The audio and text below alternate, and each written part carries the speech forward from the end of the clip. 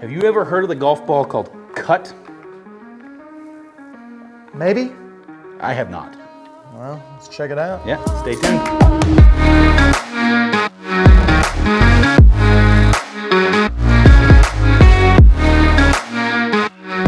All right, man. Do another ball review. Ball review day, apparently. Yeah, we got a bunch of them rolling in, so let's check them out. Do me a favor, on both of the channels, whether it's 1611 channel or the Maverick Performance Golf, go ahead and hit subscribe for us real quick. We do all kinds of different reviews, some golf challenges, course tours, pretty much exclusively on the TrackMan 4 system. So yeah, check us out and hit the little notification bell thingy too, so you know when we post. We typically do at least 3 videos a week, sometimes more, Christmas week. Yeah, we'll get a lot more. And then some instruction stuff too. So also social media and all that good stuff. But today we're doing another ball review for the Cut Blue. Now, Cut's a brand, Blue's the model. Blue's the model of it. And I know very little about this golf ball. I didn't know it existed until you said, hey. I've heard of the brand, but I don't know anything. Well, I know some stuff now, but leading up to this, I just knew of the brand, but not any claims or what the golf ball's supposed to do or any of that kind of stuff. Just knowing that it's, again, kind of like the Snell that we did, like the preview to the Vice that we're going to do, one of those direct-to-consumer golf balls that, just cuts the middleman out, and, which technically I am a middleman, cuts me out of the deal and saves you some money. If it's decent enough to save you money. Yes, because I think that if it's worth it. There's always that line for golfers of, I mean, where does this claim to be? And what does it cost and how does it hold up? So I will say that the box is simple. It doesn't bother me, but they went a little heavy on the phrasing everywhere. I mean, normally you just have a couple of logos and then you got your little info thing on the back that explains the golf ball. Lots of words. You know what? I'm going to say this. I'm going to throw it out there because it's like a hype box. You know, I have a hype man in boxing, hype box for golf ball. Well, and I think too, again, I don't know this, but just looking on their website, you can get a dozen or you can get like a trial sleeve. Okay. And so I think if I were guessing, they do this so that they throw all their stuff that would be on the outside of the dozen box because they sell it. And I imagine every box looks like that. So they can either put it in a dozen or. So some of the stuff that is on the box, it says, this ball goes far and feels crazy good. One sleeve of tour quality golf balls at an affordable price. And they highlight tour quality and affordable. So they're pretty much calling out Snell and Vice and those types. And the only other spot it says finally a golf ball for the people. And it's got their website on it. Oh, yeah. It's an American ball. Yeah. Made by the people for the people. It is red, white, and blue. I will say it's not quite the right blue. Come on, Snell. Or Snell. Cut. Whoever you are. Cool. You ready to hit some? Yeah, let's check it out. So giving you some info on it. Oh, yeah. Sorry, my bad. Yeah, so info on it. It is a 4-piece golf ball, and then we're also comparing it to, like on the other one, we're comparing it to that Srixon. It's a dual core, so that's a 4-piece golf ball as well. Here's one of our first discrepancies in this is whenever you look at their website, it says they've got these, kind of little markers that are showing you different things that it does, more consistent, lower long game spin, not a big fan of that terminology. High flight on all shots. So that's the one that I want to key in on here because it says that. And then whenever you scroll down to the Cut Blue, the 2018-19 Golf Digest Hot List, Cut Blue was designed for optimal distance, woods, irons, and then it says lower ball flight and improved greenside control.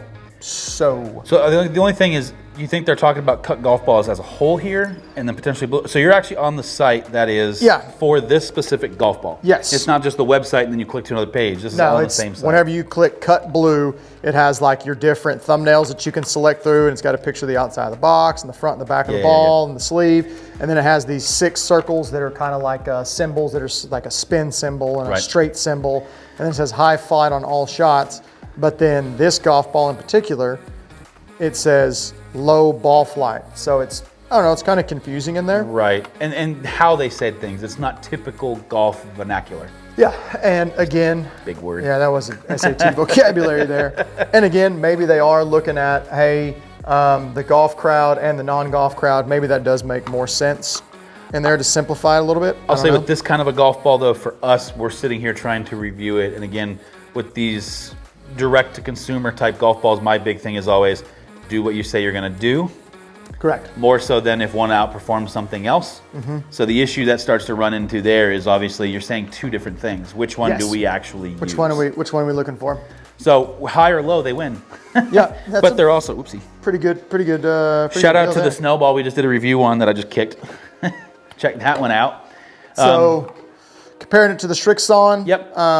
Both of them have the metallic dots. We've gotten some people saying things. So as Aaron starts to hit some shots, we do have club speed up on the screen, which is our standard. That's how we kind of measure if we're being consistent enough to review this correctly. Ball speed, which now comes into the golf ball. Spin rate. I added landing angle because I was a little curious about that because I do feel like a landing angle, depending on the club you're hitting, that's important. And then your carry and your total. As always, take total distance with a grain of salt. We're really going to focus on carry because just like every other launch monitor on the planet, when you're hitting it indoors, it is using an algorithm to determine your total. I guess technically it's using an algorithm to determine a lot of that stuff indoors, but it doesn't. There's more variable with that total because of you don't really know what the ground's like. Yep. It's taking a guess.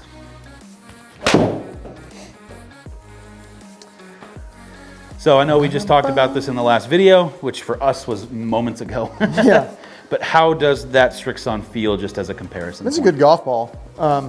It feels, like a 4-piece golf ball, I guess you could say. I don't know. I mean, it's a solid golf ball. Probably most similar if you haven't played a Srixon to the TaylorMade TP5. Yeah. It compresses similarly, even though TP5 is obviously a 5-piece golf ball. It's a little unique in that in its own way. More accurate this time. Yeah. If I can keep my hands from flipping through it, we'll be doing a lot better. So now we're going to throw that cut blue. So before you hit a golf ball, I think it's important we talk about when you pick this ball up, what are your first thoughts? So I don't like the way it looks. It's very shiny, kind of plastic. Finish. The finish on it is very shiny and kind of plastic looking. It says it's a urethane cover, so I'm assuming that it is. Sounds a little firm. It does. And even feeling it, when you hold a Pro V, the urethane feels like it gives a little bit. Like when you kind of put your fingernail into it, it kind of gives just a little bit. This does not. This feels more like a Velocity or a Tour Soft, those types of things. It feels honestly more like a 2-piece ball than a 4-piece. Yeah. So cover may be a little. Possibly just from the look of it. And again, But maybe it feels that way, and that's a durability thing that they're talking about. So, but again, when you look at it, it doesn't feel premium. I think that's the biggest point. Yes, it doesn't. It feels. What does this ball retail for? Did you say it earlier? Yes, I had it on there. It's about what? Just take a guess. Quote me on it. I think it's like $20. So, you're right. It's $19.99. Yep. So right? it feels like if you $19.95. went into a golf shop, your local clubhouse, and you picked out a $20 golf ball and a $50 dozen golf ball, and this is per dozen, and you felt them, you know what I'm talking about, that difference? This feels like a $20 golf ball. It does not feel like a premium golf ball. So the claim of tour quality is already in massive question. In jeopardy.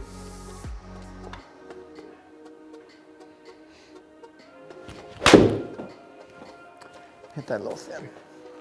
A little skinny? A little skinny. Felt like a skinny shot. Sure. All right, let's see if I can hit one solid. Does help. There you go. It's better. The reason why Aaron's doing this and not Ryan, Ryan had an absolutely abysmal practice session yesterday where he almost broke both drivers in his bag. That's right, I said both. Always searching.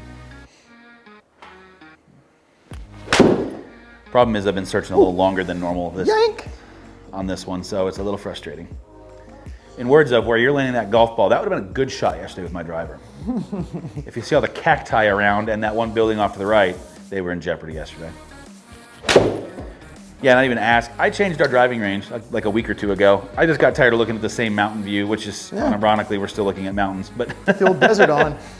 But yeah, we threw the desert on, which is kind of, you can actually go to St. Andrews 18 number 1, the 18th tee box at the old course, or what was the other one? PGA National. Gotcha. So they're a little different because that's an actual hole. I think if you're working on driving, that's a cool feature. Yeah. If you're not, then I think this is just better because you get a little bit. All right, so I know you skinny the first one. You've kind of gotten a little bit of a groove now. A little left, a little right. Consistency, do you feel like, before, we'll talk about this later on, but do you feel like the consistency is you or it? I mean, I think a little bit of both. Okay. But I just want to be clear. I mean, if you feel like you're yanking it pretty hard and maybe the swings weren't as quality versus the other one, I just want to be open and clear about that. Yeah, they were, I mean, I think the swings are pretty much the same. It does feel harder. Does it? Yeah. If you had to make an analogy to another golf ball, just so that people can kind of... Maybe like, well, like I know the Bridgestones pretty well. So maybe like the Bridgestone, like an E12 Speed or something like that. Sure. That's kind of what it feels like on that. Gotcha. And then, I mean, you'll have the charts to compare. Oh, yeah. Spin rate. Just realized it. Spin rate is, I think. That part over. All right, so now we're gonna look at some stats. If you notice up there, we did kick one shot out, number 29 under the cut. That Aaron got a little Yankee Doodle dandy on that bad boy. We ain't gonna worry about that little guy. But with that being said, you know, if you look at your club head speed, just to get our, you know, plus or minus, see how close we are. I mean, damn it, Aaron, 87.5 versus 87.9. You gotta speed up that other one or slow that other one down. I wish I could get it the same. If it was only closer. We're gonna call that pretty freaking the same. But ball speed, so again, you're less than 0.4 miles per hour difference. Yeah, I mean, your ball speed was faster with the Srixon by about a little over a mile per hour. No, a little less, I mean. Yeah. Which, negotiable, negatable, however you want to say it. The big takeaway right here is spin. So the cut is spinning a lot less.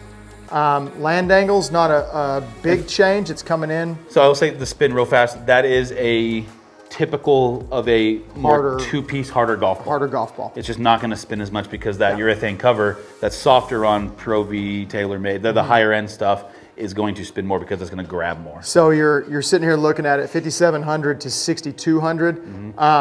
Then where you look at where this stuff relates at, I know we said not to pay a whole lot of attention to total distance, but in this case, because everything's comparable, we're looking at, you know, the ball carried a couple yards further and then it rolled out a few more yards further. So I'm getting a little bit more rollout after it, being that it's lower spin. Right. Again, I'm hitting a 7-iron.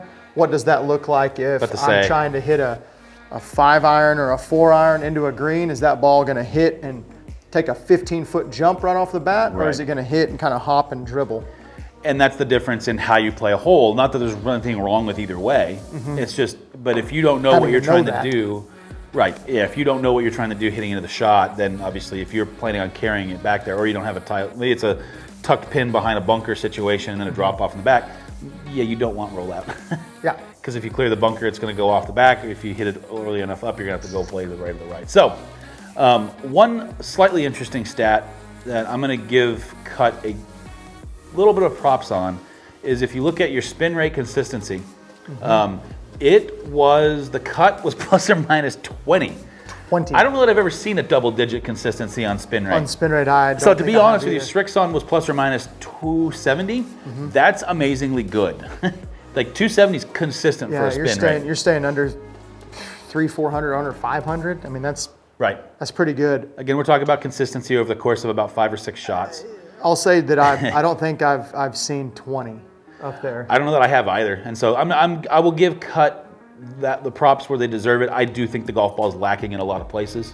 Yeah, I think it depends on who it's for too. Exactly. So I mean, what are we sitting here looking at? Am I somebody who needs to spin the golf ball? If so, I probably would not go with that. I was about to say, if I'm somebody who's needing that, who's looking for maybe distance and rollout, and I do have to hit hybrids and stuff into par 4s, I mean, awesome. I think you can do it. Yeah, real quick before and you can kind of see that consistency there on that chart we were just talking about. I mean, obviously that Srixon, and these are both fairly tight patterns. The Srixon's a little wide, but it's tight-ish. It's. I mean, that's really not that big of a deal because it's 5 yards to that first line and then 15 over the left. there, something like 5 to 10, 12 yards, something like that. Which, you know, whatever, guys. I just always like to see the visual of this. It kind of gives you an idea. Obviously, the cut was a little bit more consistent, but we also talked about that. If we did leave that one yank shot in there, which again, we took the shots out, and we typically take the shots out that we feel is more us than the ball.